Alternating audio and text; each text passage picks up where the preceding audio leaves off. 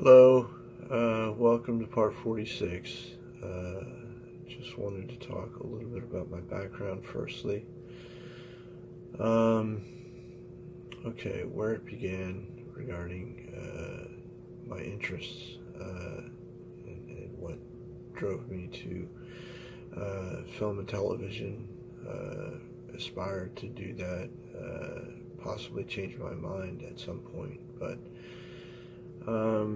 I would say that originally it was either the movie Star Wars, when that came out. I remember being very moved and thinking, wouldn't it be neat to make something like that? But I didn't think it possible. It seemed too fantastical to come up with something like that. But my own sort of movie that I would like to make, I thought would be interesting. So I embarked on making something about the future later on. But I think my true inspiration was someone that I knew in the vicinity of where I lived, Leah Kazan. I don't mean to drop names. A big director, and he directed Marlon Brando and James Dean in a couple pictures, East of Eden and On the Waterfront. And so I knew of him, and I was invited to a cast party actually as a youngster, very young. And he sat me down on the couch, not to talk politics, but to tell me about film. And unfortunately, he had relatives in the former Soviet Union that he indeed felt bad for, and this is the ridiculous part, is that he felt bad that they had the system they did of government, and felt bad for them, sympathized with them, and therefore was blacklisted, was no longer allowed to be a director, a big director. He was a big director. He wasn't allowed to make any more movies because of this. This is during the Cold War, I suppose, or about that time. Just not fair. So I refuse to be blacklisted, if that's possible. I do sympathize, I'll use quotes, sympathize with the former Soviet Union and Russia, for, one is that they have sanctions, albeit they did some things that were not correct, annexing Crimea,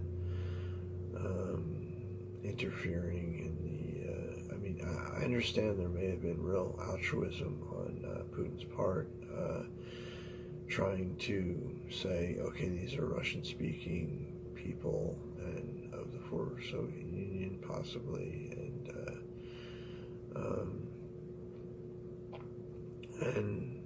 sympathized with them and tried to help them in Ukraine. The eastern part is often Russian speaking, albeit they've been won for quite some time.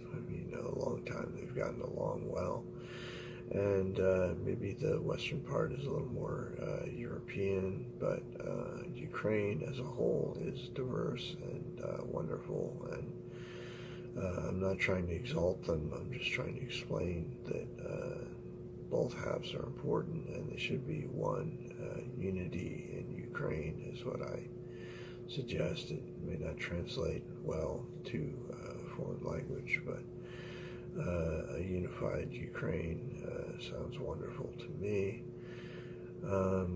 Back to what I was saying, I do sympathize with the fact that, I don't mean to poo-poo someone else's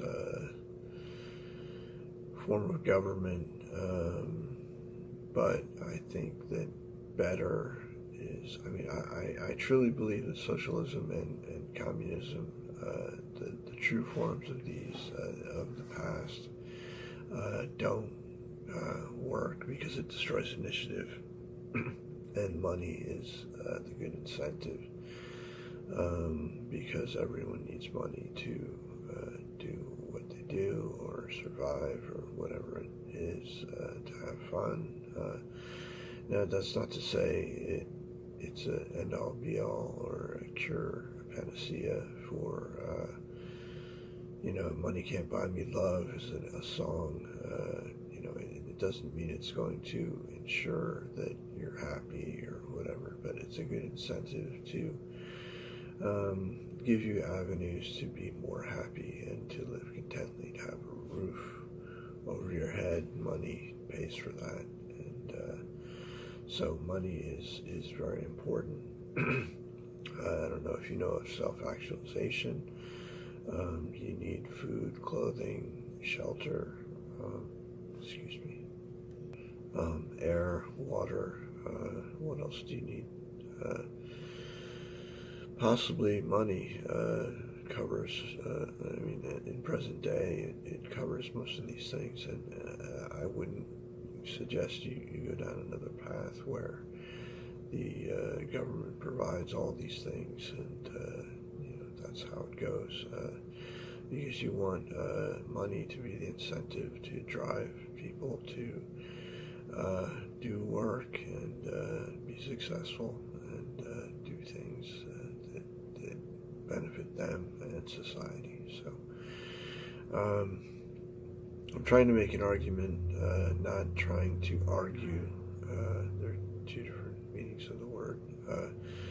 A case, shall we say, for democracy and capitalistic